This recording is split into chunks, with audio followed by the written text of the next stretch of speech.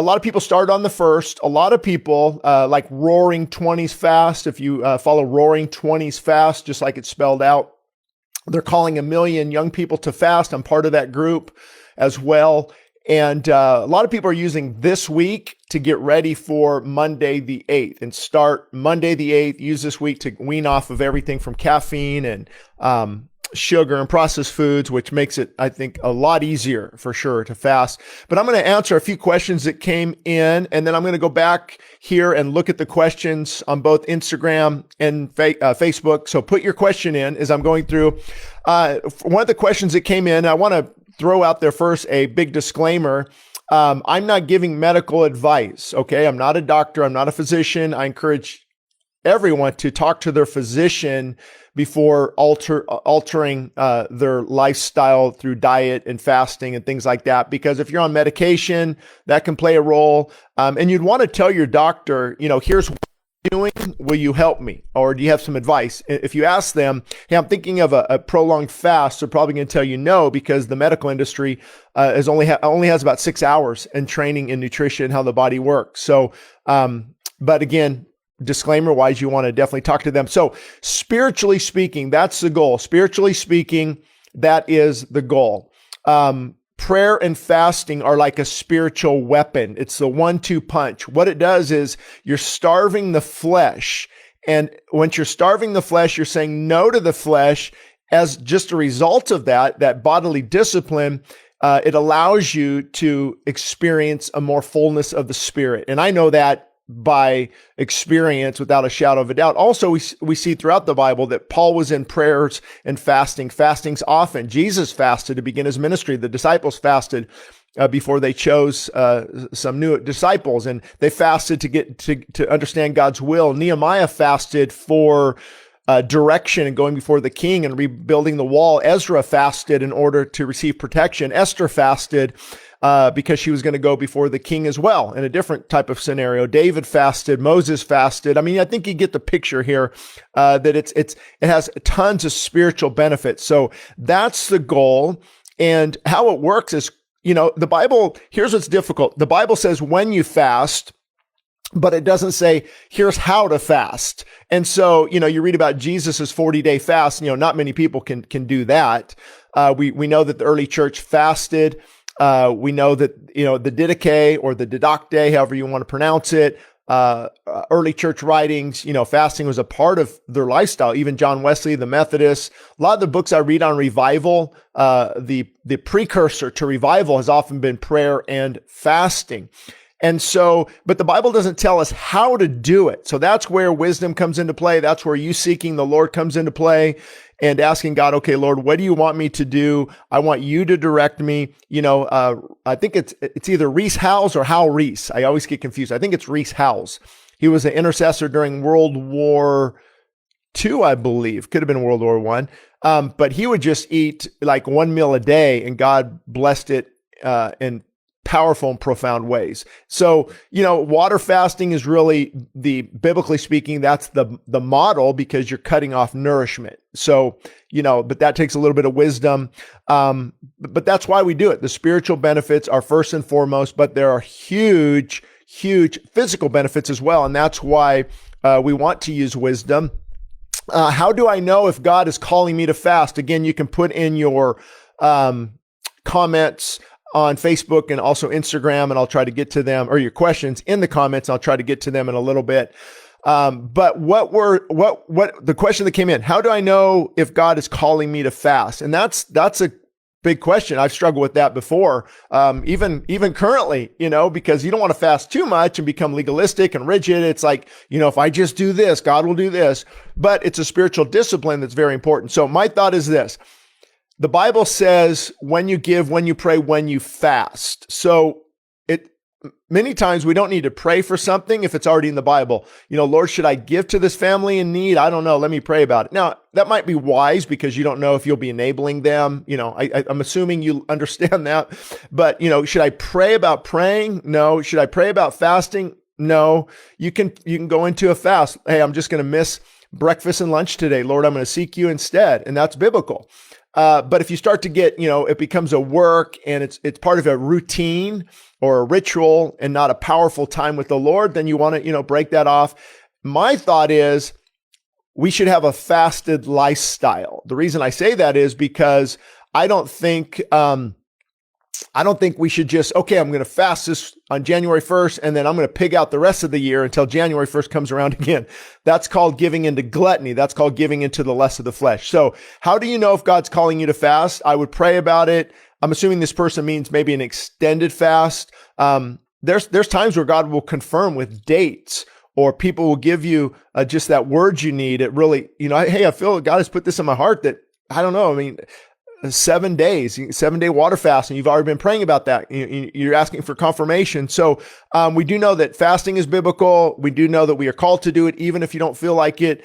And it's not something necessarily pray about, because the Bible says do it. What you need to pray about is how long, how often. Lord, make sure my heart is right. So now I'm going to get into some of the practical benefits about fasting on the physical side, because remember, the spiritual and the physical are interwoven. So how I treat this and how you treat this affects us spiritually. And I'm going to talk about that this Sunday. You're hearing this on a Saturday. Listen to Sunday's message. The title is Going to War in 24. So even if you're listening to this later, you can find that message, Going to War in 24. Obviously, I'm talking about spiritual warfare and talking about how food affects our mood. My addiction will rust my breastplate of righteousness, and addiction will dull my sword of the spirit. And so the physical affects the spiritual. There's just no way around it. Now you might not like that, and you might, throw a fit about it, but that's just the truth. How we take care of our body greatly affects. And I think you're seeing that now. The microbiome, they're finally discovering this like second brain, the hormones and how hormones are affected. All of it is focused around God-given food that we should be consuming. And so, the physical and the spiritual are interwoven. And somebody was asking me, why so much emphasis on fasting? I think I got this question too last week. Why so much emphasis on caffeine? Come on, Shane, give it a break. Well, you have to remember two things. Number one is I would ask first, are you convicted? Why does that bother you? Pastoring for a lot of years now, I know that most people are convicted, and so they lash out. Why are you doing this? Why are you saying, well, if you don't have a problem, why are you concerned about that?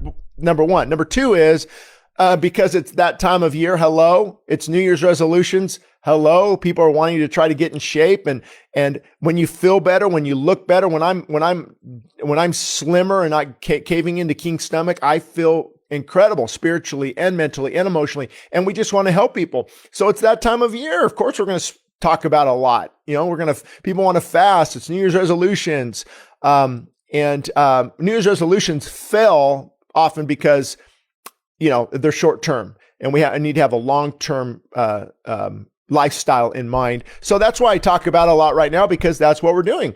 And caffeine, in moderation, I think a little bit in the morning is good. I've talked about this before. It disrupts sleep patterns. It's a drug. It actually is a drug. It's classified as a drug. It's a central nervous stimulant. So you're always intense. You're irritable very easy. You're angry. You're aggressive because it puts your body in a fight or flight mode. It runs along the same biochemical pathways as opiates and heroin and different things. And so you just need to know that. And if you enjoy it and you're not convicted, great, good for you. I just don't know why people have to go on and defend their coffee and enjoy it. It's like an alcoholic defending, a glass of wine. Just enjoy it if that's where God has you. I'm just speaking the truth to 99% of the other people who have a problem with it. And it's hurting their relationship with their families. It's hurting their relationship with others. It's fostering anxiety and depression and mood swings and not good sleep. So I want to help those people. So I don't know what to do with that other than, maybe you're convicted, or sometimes you can go hit the unfollow button and come back in a week and then follow the ministry then, if it's too much overemphasis on that.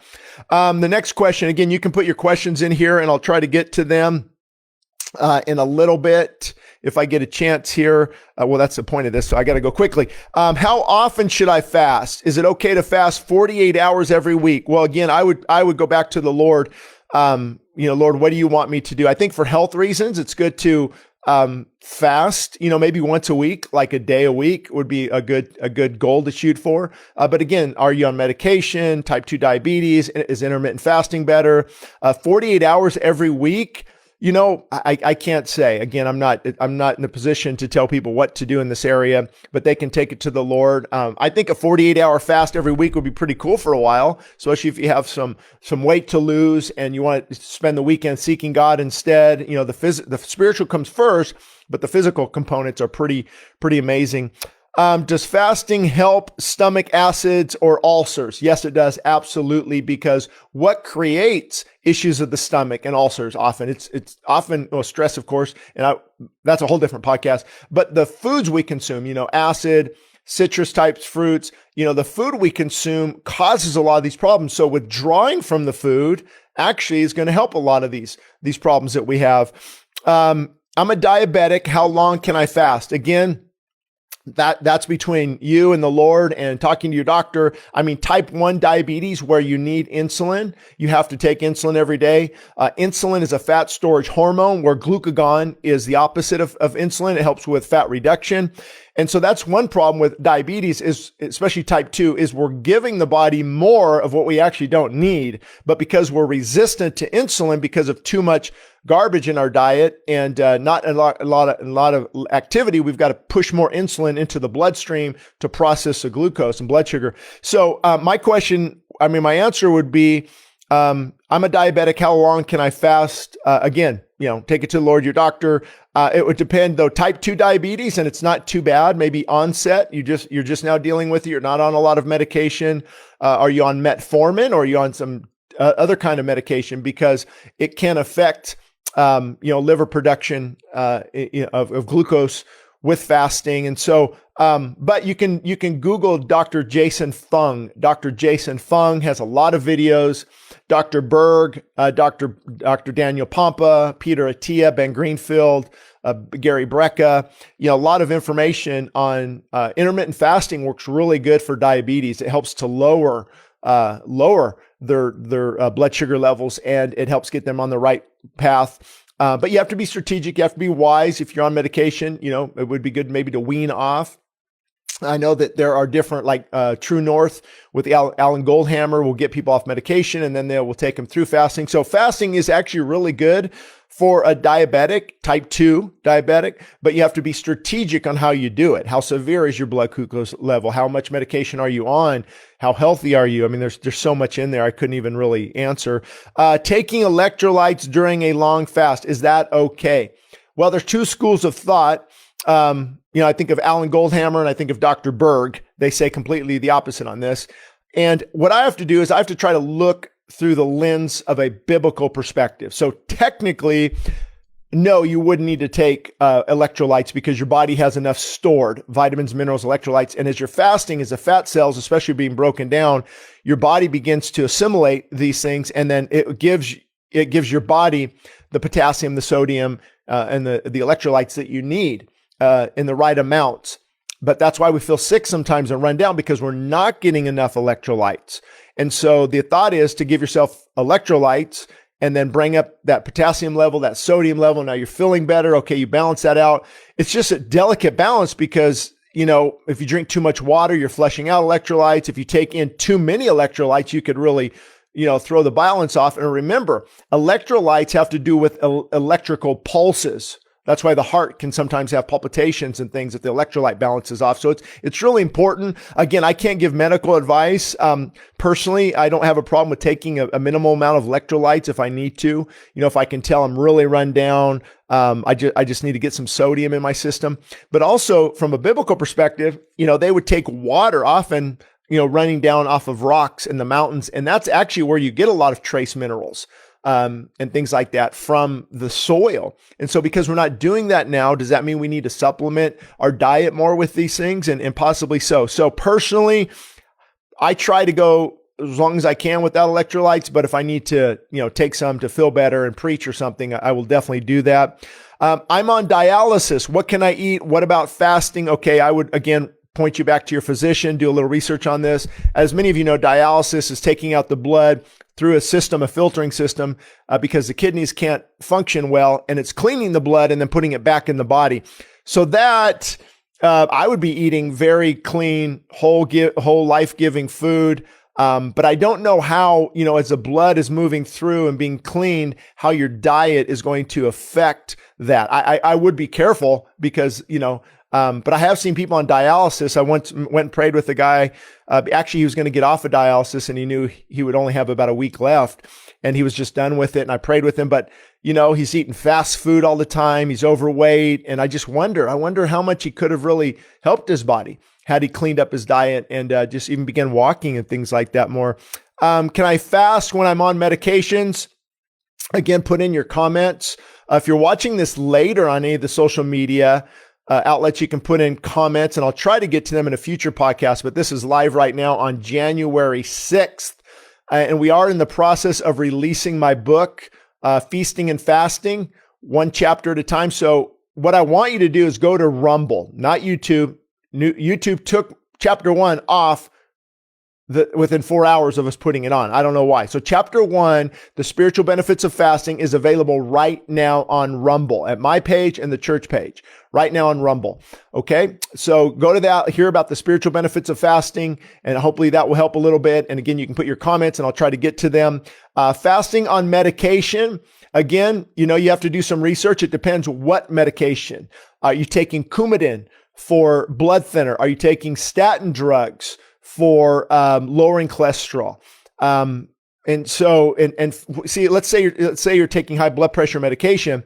It's lowering the blood pressure 120 over 80. 120, I think, is the pressure when the heart is beating. The 80 is the pressure when the heart is at rest, and there's still pressure in the the heart as well. So that's what that's about. So you want that low. And if your medication is keeping it low and you start fasting, especially water fasting or minimal amounts of food, Buchenheimer in Germany has a great website or great podcast as well about those who want to go at around 250, 300 calories. You'll still stay in ketosis, I believe. Dr. Walter Longo talks about this at USC as well. So anyway, you're lowering it with medication, and fasting is also lowering it. And then you have a problem. So personally, it depends on the medication I'm on. I would talk to my physician. I would wean off of destructive food, caffeine and sugar and processed foods. And I would try to just kind of, see how I feel and what medication can I watch and maybe slowly progress towards weaning yourself off under medical supervision, of course. So those are the ones that just came in recently. I want to go on and ask you to put your question in, and I'm going to start with Facebook, and then I'll go here to Instagram. So you still have an opportunity to ask your question. Angie, good question. What about headaches? I have migraines, and when I fast, it brings on a migraine, and sometimes I have to break my fast early. This is just with the 1 day fast, possible electrolytes.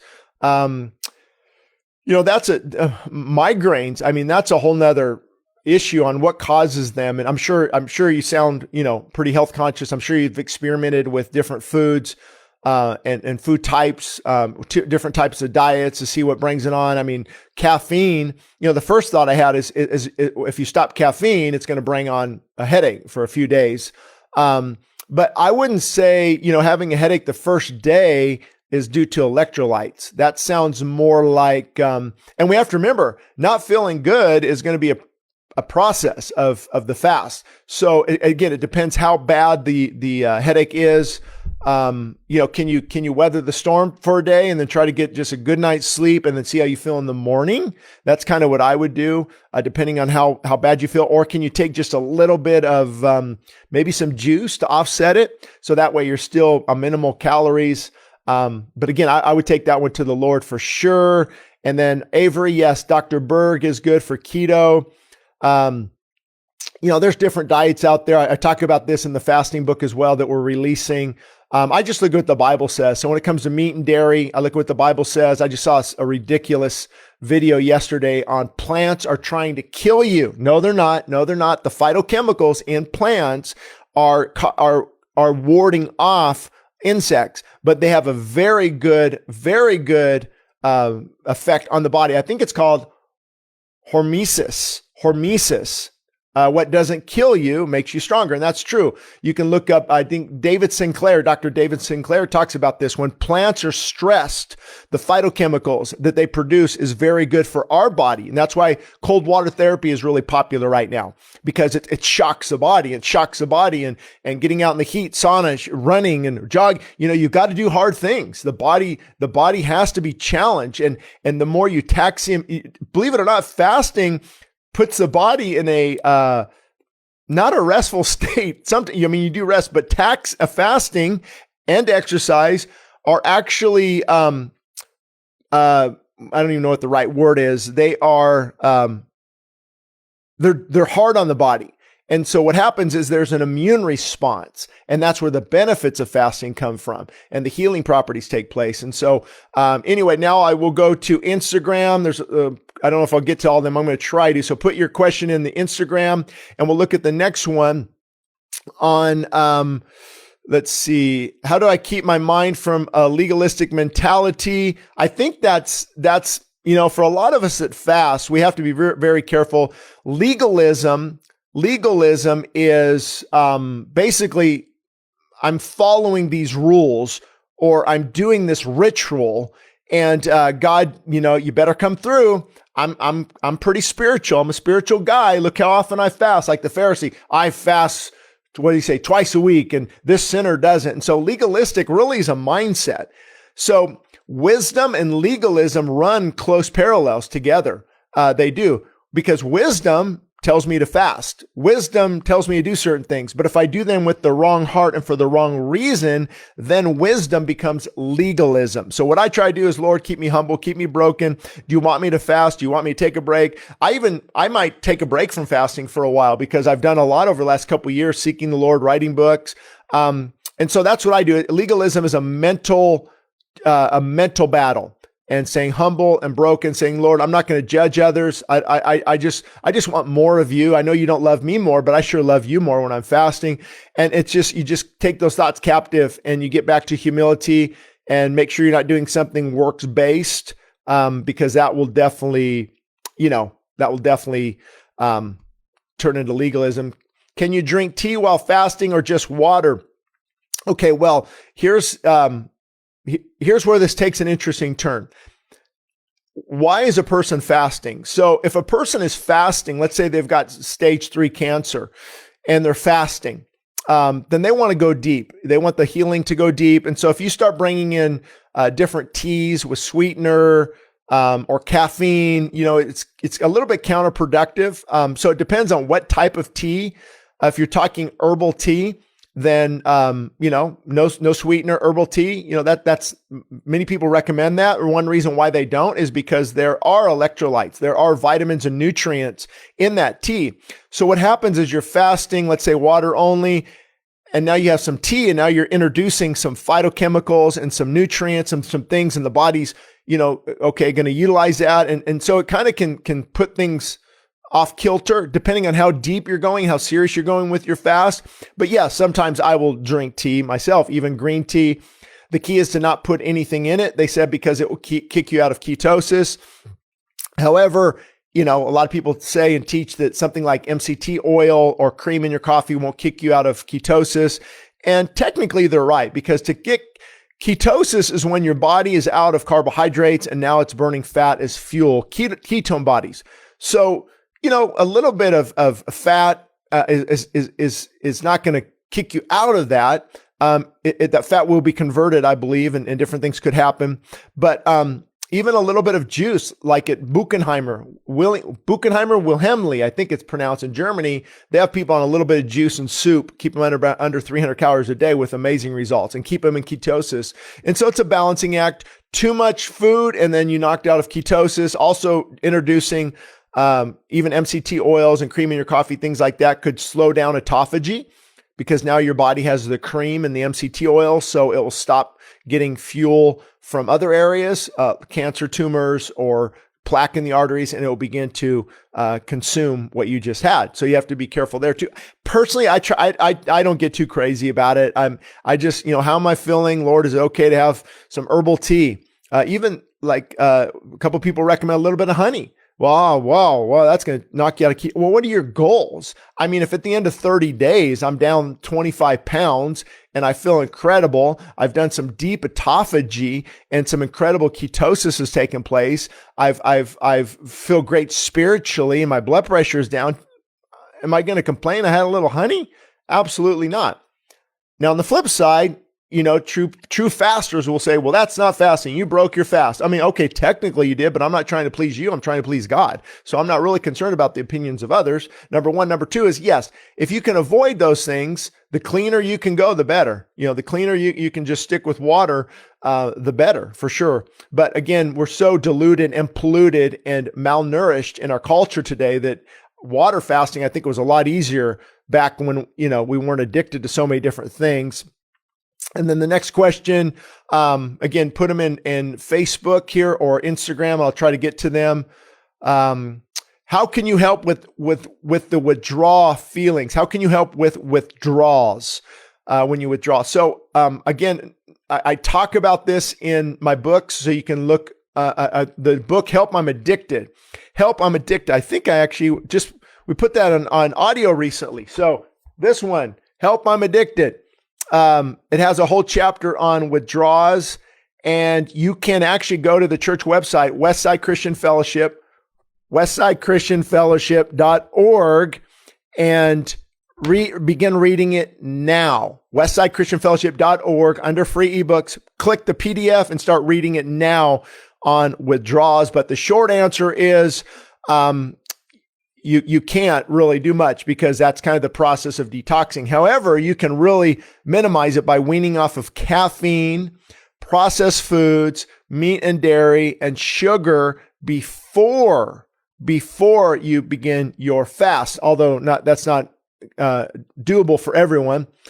Can you fast while you're nursing? I would not fast because the baby needs all the nutrients it can get, or he or she can get. So I would not fast if I can't be pregnant, right? Regardless of what society says. If you're pregnant, if you're nursing, malnourished and very, very slender, not a lot of reserves on you. Because remember, fasting is really a process by which your body switches and it begins to gluconeogenesis. It switches over to fat for consumption through the ketone bodies. So I would not fast while you're nursing, but I would be eating very clean, very healthy, because remember, what you eat, the baby also consumes via the milk. When the milk is broken down and created, the vitamins, the minerals, the chemicals, all of those things that you're consuming are going to find their way to the milk, because the milk is a byproduct of consumption as well. So you could actually do a very good form of fasting. Okay, I'm just eating whole, life-giving, God-given foods. I would not be having caffeine. If you're nursing, alcohol, red 40, blue 30, whatever those food colorings, artificial flavoring, sodium nitrates, organic food and fruit and vegetables, pesticides, free of pesticides and herbicides. Pesticides keep out the pests. And then herbicides are like glyphosate, Roundup, which are not good and healthy. So you could actually do a form of fasting. I would call it the clean fast. Maybe that would help too. Do you know anything about fasting when a woman is having her cycle? I would actually, I would research that a little bit, because I don't want to speak to that. Just thinking out loud, I don't think fasting would harm that in any way. Again, depending what kind of fast.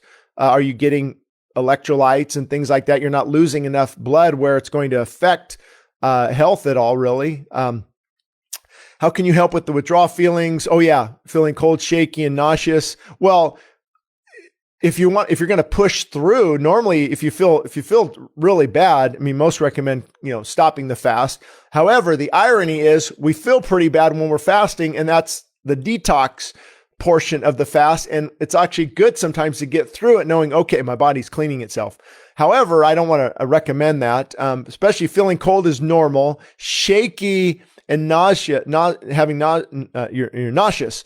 That could be maybe some electrolytes, not a lot, maybe just a scoop of like pure amino. It's called pure amino electrolytes. You can probably find any type at a health food store. Just make sure there's not a lot of sugar, especially aspartame. I have some drops, just vitamins and trace vitamins and minerals, and then maybe some electrolytes in a drop that you mix with water. You could see if that helps, but it depends how bad. Do you have to watch your kids and care for them, or can you lay down for the day? I mean, that really depends on you and where you're at. Let's see. Oh, thoughts on the Douglas Graham 80-10-10 method? I don't really know much about that. I'm assuming, I could be wrong, but is it 80% carbs, 10% protein, 10% fat? I'm not sure on the 80-10-10. However, I would just encourage you on all those diets. I mean, the diet industry is huge. The keto diet is really the Atkins diet, kind of repackaged. Carnivore diet's a little bit new, for sure. But what does the Bible say? What does the Bible say? The Bible says that plants are really good. Actually, God created us to eat plants. He goes, Adam, I give you all of these plants to consume. And then 1,500 years later, after the flood, Noah's exiting the ark. God says, okay, now I'm going to give you meat, but here's how you are to eat it. And then we see dairy. We see the Israelites making curds and butter. We see lands flowing with milk and honey. Whether it's actual milk, I'm not sure, but I know it's actual honey. And so God-given food, berries and beans are incredible. But lectins, lectins, you'd have to eat a lot of lectins to cause any damage. And you might want to research it more. If you have something going on in your gut, you want to be careful. But to me, beans are very nutritious. Especially if you cook them, what it does to the lectin, how it removes it or disarms it, I should say. You can look at Dr. Joel Fuhrman. If you want more information on this, watch Dr. Joel Fuhrman on this topic. And again, all these guys are divided. I've got this incredible physician saying plant-based only. I've got this one saying, no meat and dairy. And it's like, you just got to say, what does the Bible say? And that's where you're going to be able to keep grounded, stay grounded, and make the right decision. Really, weight loss, the reason we weigh more is we eat a lot of junk food and we don't move as much as we used to. And I do think we need to be more sensitive to carbohydrates. We're not walking 10, 12 miles a day like they used to. And they could get away with more carbohydrates. Carbohydrates are the main source of energy for the body. That's what the body chooses. But you can too much and you can become insulin resistant. You can become resistant to insulin. And you want to be sensitive to insulin. You don't want to be resistant to it. But you can change a lot of things with prayer and changing your diet. You can do some incredible things. What do you recommend on not going back to bad food habits after a fast? Advice for how to eat at gatherings and parties? Yeah, I have to struggle with that. I really shouldn't call it a struggle. I should call it more of, a lifestyle choice I made. Well, the good thing about not going back to bad habits after you fast is the fasting will set you up. It's like a reset. And so it's a reset. And the same discipline required to stay on the fast is the same discipline you need to continue on a healthy diet and healthy program. And hey, you have some chocolate chip cookies.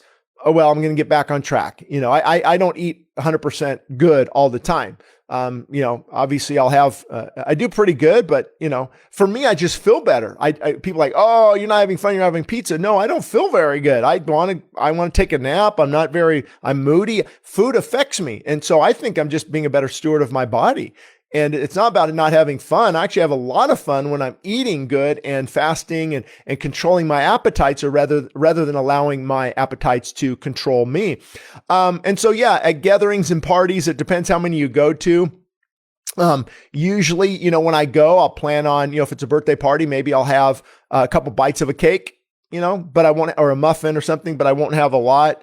Or some of you, if you choose to have nothing, that's fine too. You have comments from people, which, I've tons of, especially because I do what I do. People make fun of me all the time at church. Oh, don't eat a Snickers bar in front of Shane. It's like constantly, but I get it. I know. And so usually, believe it or not, I eat before I go there. So it just happened recently. I had a huge salad with a lot of black beans, organic black beans, and some avocado, tomatoes, an organic tortilla with some salsa. And I was full. I felt good. I got there, wasn't even really that hungry at all. And so that being strategic, being wise, and using discipline, but also not being so rigid to where, you can't enjoy the party. I mean, at the parties though, I don't drink soda. Just is way too sweet for me. I won't have a lot of sweets. And also sometimes at parties, they've got some nuts out. Nuts can be a really good choice. But again, I think most of them are going to have canola oil on them or safflower oil or seed oils because they use those cheap seed oils in order to make the sodium stick. So, I don't know how technical you want to get because I could get really technical. Just went out to lunch with some friends and I ordered a salad, grilled chicken breast on it, the salad. And, it was like, wow, people probably think, wow, that's pretty healthy. Well, actually, if the salad probably wasn't organic, so there's a lot of pesticides in that salad. The chicken probably wasn't organic, so it probably maybe contained some GMO food that the chicken ate in this cramped up cage, maybe some antibiotics or hormones. I don't think chickens can have hormones right now, depending on California law. And then the salad dressing probably full of seed oil. So I see that's not really healthy, but it's a better option. And it's kind of a blessing and a curse. The more you know, right? You gotta make different decisions. But I don't get carried away. Try not to. Obviously, on this side of heaven, it's impossible to find a perfect balance.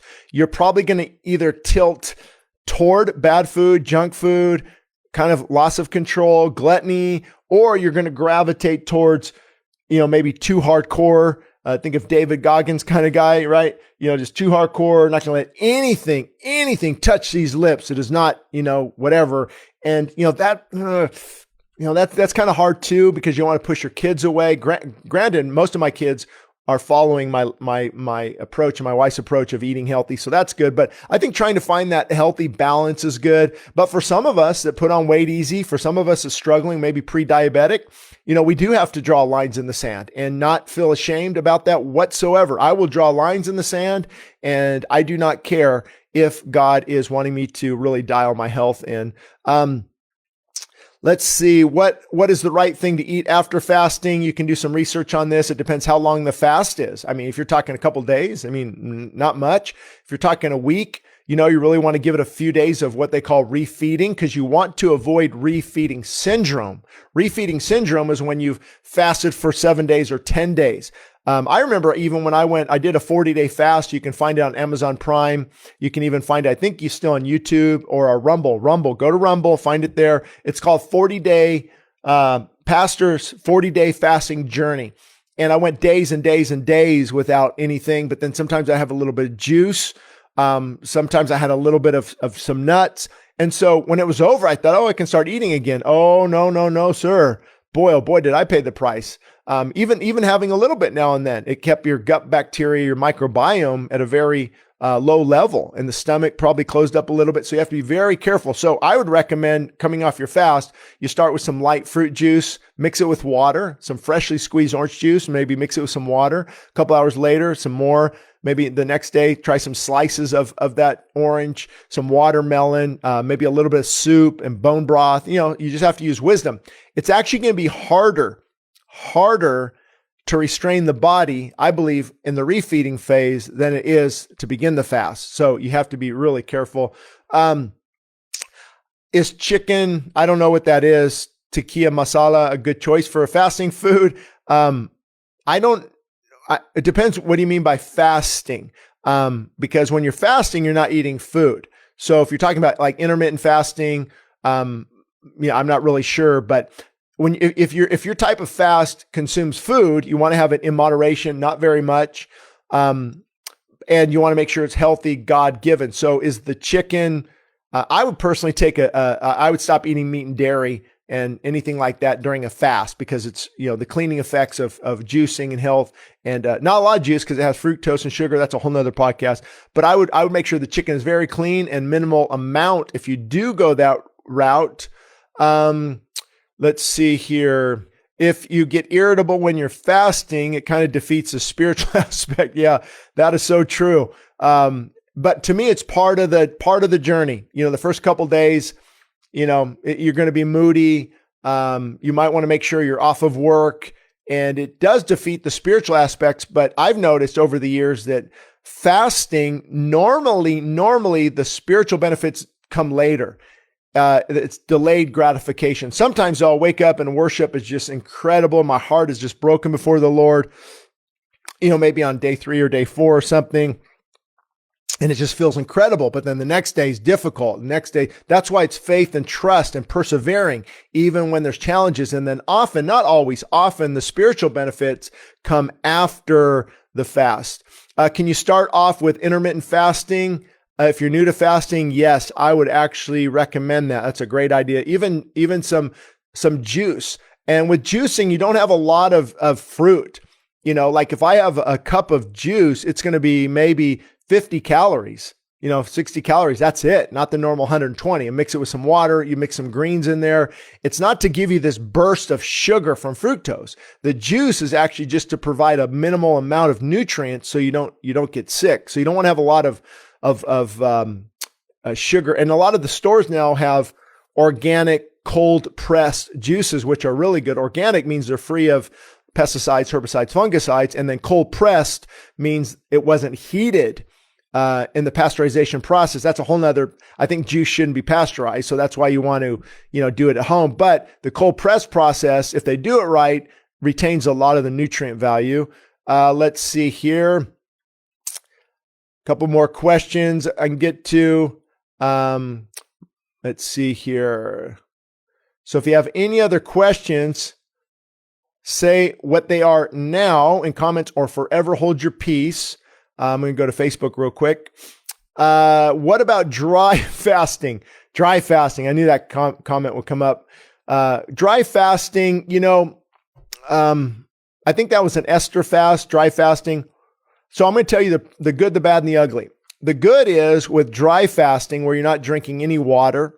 You're actually not touching water. You're not going swimming. You're not going in a shower because your skin is an organ and it will absorb some of that water. That's why you want to be careful with lotions and deodorants and things like that can be harmful. So dry fasting, there's no water. So now my fat cells explode a lot quicker. And you go deeper into autophagy, where the body's cleaning itself. You go deeper into apoptosis, where some of the cells just commit suicide it's an intense type of fasting. So because of that, I don't really encourage people to do it because again, medical disclaimer, I don't know. I mean, if they're lacking nutrients already, that water and that hydration could actually be the very thing they need, especially if they're not doing distilled water. They're having some water with electrolytes or actually trace minerals in it that would really help them out. But I do know people have went a couple days with dry fasting. So it was really hard, but really beneficial. So the good, the bad, and the ugly. The good is there are some health benefits. I've done it before at 12 hours, like 5 p.m. to 5 a.m. And it's not easy. I don't know how people do it a whole day or two because you're almost putting the body in a very stressful state beyond what you should be doing. However, if God's put out in your heart, hey, I'm just not going to do anything this weekend for 2 days. I wouldn't go past 3 days at all. But there are some great benefits. However, there's some pretty big cautions and concerns. And so that's why I usually do not encourage people to do that. But you can experiment, try 5 hours, 6 hours of doing that. So the next one here is fasting completely no food or giving up something. Again, you need to, I would encourage you to take it to the Lord because there are different types of fasts. But if you want to talk about the biblical fast in the Bible, especially in the Hebrew, you can look up the word, do a word study. It literally means shutting the mouth. So there's no nutrients. So 90% of the time in the Bible, it was not eating eating anything. It wasn't having any juice. It wasn't having some tea. It was just water only, nothing else. And that's typically what fasting is. So even that's why I don't call it the Daniel fast, because Daniel didn't say he was fasting. When Daniel fasted, he would do water only. But what he said is, I'm avoiding the king's delicacies because I don't want, the meat sacrificed to idols, the wine, and he ate vegetables and he looked much better. And that's that's why I call it the Daniel Healthy Eating Program, because it's not really fasting, but tons of benefits. If you want to do it, go for it. If God put that on your heart, go for it. It's hard. It's not easy. Try cutting out everything bad. It's no joke. But fasting in the Bible means to shut the mouth and take in no nutrients. So I would take it to the Lord and see how long, maybe try it for 12 hours and prayer and see, what God wants you to do. Waterloo drinks, carbonated water, the health experts recommend, not having carbonated water. And the reason, we can get into CO2 on the process and you're putting all that carbonated water into your gut. And it's really the bubblies, and it's just not probably a good idea. However, with that said, have I had a few of those drinks when I'm fasting? Yeah. Usually I'll drink like maybe just 2 ounces, 3 ounces, and then I'll put the rest in a container to seal it so I don't lose the carbonation, and then drink it over the next day or two. If I go that route, I would make sure it's organic. What are these natural or artificial flavors in them? Those could not be good. What about the aluminum lining? You taking in, so it's just wise if possible, but yeah, I'll definitely have one of those, or not one of those, maybe 2 or 3 ounces of a carbonated drink. Like my wife says, it takes the edge off, and it does help. And I'd rather get through my fast and have a couple Waterloo drinks or whatever you call them, the carbonated waters, than, fail at my fast and not have done that. So, let's see here. Do you need to do a workout regimen when you're fasting? Is there any recommendations? Again, it depends on the fast. That's why it's hard to answer. So if you're talking water only, I wouldn't work out at all, because you're supposed to be, when you're fasting water only, you're supposed to be resting. Here's why it's so important. I remember reading a book. I think it was called. I don't want to say the name in case I forget it. It was actually written by an evangelist in the 1960s, I believe. Fasting Your Way to Health. No, probably not that one. I'll have to look it up. Maybe. I see it right now. I can picture the cover and I don't remember his name, but he fasted 28 days, water only, and lost 44 pounds. And he was like, oh man, it was good. I'm like, that's not real good, because you can only lose a certain amount of weight. Fat is 3,500 calories. So you're burning about a half a pound of fat a day. So that would be best, about a half a pound a day. You're going to lose 6, 7, 8 pounds initially, but then after that, it shouldn't be that much. And what happened to him is he was very active. I think he, worked in the garden, went fishing. He was preaching still. And so what happens is your body, needs this energy quickly. So it will break down your muscle. And it's something called gluconeogenesis, creating glucose out of nothing, the word genesis, right? And so he was actually breaking down, boy, it sounds like he might've lost a good 10, 12 pounds of muscle, during that. And that's why I don't work out much water fasting, because what's going to repair that muscle? I have no nutrients, no amino acids to put into that muscle. To repair it after working out. And I might, my body needs some quick energy. It might break down the muscle with fuel and be counterproductive. However, if you're talking about fasting, working out after 3 days or 5 days, like Thomas DeLauer, he talks about that. There's other guys where your growth hormone levels are really high, and that's an optimal time to work out. Me personally, it's a time of rest. But I might go on a walk or different things, or maybe a light workout, some stretching, but you definitely want to keep all that in mind too when it comes to working out. Oh, I'm glad this question came in on Facebook too. If you have any questions about this, let me know. I'm going to see if there's new comments coming in on Facebook. But why is organic more food expensive? That's a good question. I often say when I teach on health and fitness, we should be asking, why is bad food so cheap? That should be our question. But the reason is, let's say you've got 20 acres of peaches, and you spray the peaches with herbicides, fungicides, and to get rid of all the insects, all the weeds. If they're glyphosate, are they GMO ready? So the glyphosate in the Roundup doesn't hurt them. That's a whole nother topic. That's what GMOs, want to be careful. So they can harvest 10 acres of fruit.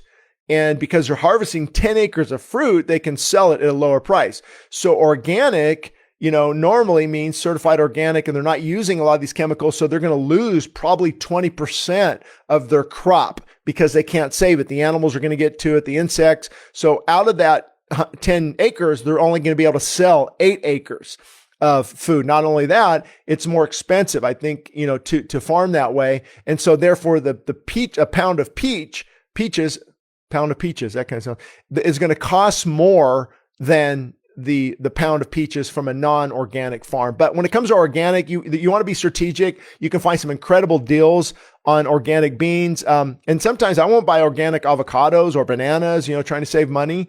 But also, like, I walked into Sprouts the other day and they had organic blueberries, a big pack for like, $3.99. It was like $3 off. So that's when you buy a whole bunch and put some in your freezer, and so that's why it's more expensive. How do you budget with a bigger family? Okay, well, this is important. So I figured it out one time years ago. If we took out the trips to Starbucks, you take out the fancy drinks and maybe a treat now and then, and the pops that you have, or you take out, remove the Chick-fil-A and the In-N-Out Burger. Don't stop by AM, PM for this and that, and this extra chocolate thing at night. And if you take all that out, you can easily, without a shadow of a doubt, find an extra $300 or $400 for healthy food. No questions asked. Easy. I've done it. I've seen people do it. We just have to remove the other things that are costing a lot of money. Okay. So, but it is hard. And, if you don't go organic, even on some things, you can wash them really well. And I think, if you can't do it and you just eat normal vegetables, that's okay. There's some research to back this up. But eating, washing as good as you can, eating non-organic blueberries or strawberries, but they are heavily sprayed. So just keep that in mind. Or let's say a mango or something. And then vegetables, you couldn't buy organic, you're on a budget. Eating those vegetables and fruit, even though they're not organic, is much, much, much, much, much better than eating junk food. Okay. So a lot of people say, I can't buy organic. I'll just go get junk food. No, what that junk food is going to do to you is way worse than what the glyphosate from the pesticide is going to do to you, especially if it's minimal amount, especially because your liver and kidney can process it and remove it and clean your body. And so that's why I don't get too carried away about it, but you definitely want to choose, organic when you can, especially when it comes to meat, grass-fed and grass-finished, because they can really pump up the cow with a lot of hormones and things like that. If they need to. So any more questions on that topic? If you guys go back, you can listen to the beginning. There's a lot of questions that came in at the beginning that might help you on your fasting journey. And of course, my book on fasting, I don't know if I have, we just read it and we put it on, it's going to be on Audible pretty soon, but I might have took it. So this one I just have now, Help I'm Addicted. This is all available as well on, you can find this on YouTube, all the chapters in there as well. That will answer a lot of the questions on addiction and fasting and things like that. So I'm going to give it just another minute here. Want to keep it under an hour. If you have any questions, shoot those real quick on the comments. I'm going to try to go through briefly and see I hope I didn't miss any of the ones here on Instagram. How long to fast? I know that one comes in sometimes. Again, that depends on you and the Lord. What is he calling you to do? What type of fast? What's your schedule like? Are you a mom with kids at home? Will I be coming out with any new books soon? I do have a couple I want to work on, like Knowing God's Will, but it's just finding the time to do it is what's the challenging part right now. So, all right, everyone, I hope that helped. If you're coming in late, go back and rewind to the beginning. I answered a lot of questions already, probably 3 or 4 dozen questions already came in from the beginning. And, those will help you as well. I will get this couple last ones that came in. Can you drink too much water? absolutely you can drink too much water. I'm glad you asked that. Because if you drink too much water, what's it do? You drink the water and it's flushed out into your urine. And if you're drinking too much, I got to have a gallon a day. No, you don't, because you're going to be forcing out and pushing out a lot of electrolytes. And so you want to be careful not to drink too much water. So what I do is I drink about what my body needs, what my body desires. So if I'm feeling thirsty, I'll drink some water, but I'm not going to go out of my way to drink water. Did you know that there have been people who have died because they drank too much water? They flooded their system. I remember a radio station here in California, I think, had a contest who could drink the most water, and the lady died at the hospital when they got her there because it was just too late. And so even a good thing, can be a bad thing if it's not in moderation. So anyway, hope that helped everyone. Again, you can download all my books for free. All my books for free at Westside Christian Fellowship, and all these questions and many, many more are there as well, and they should help you as well.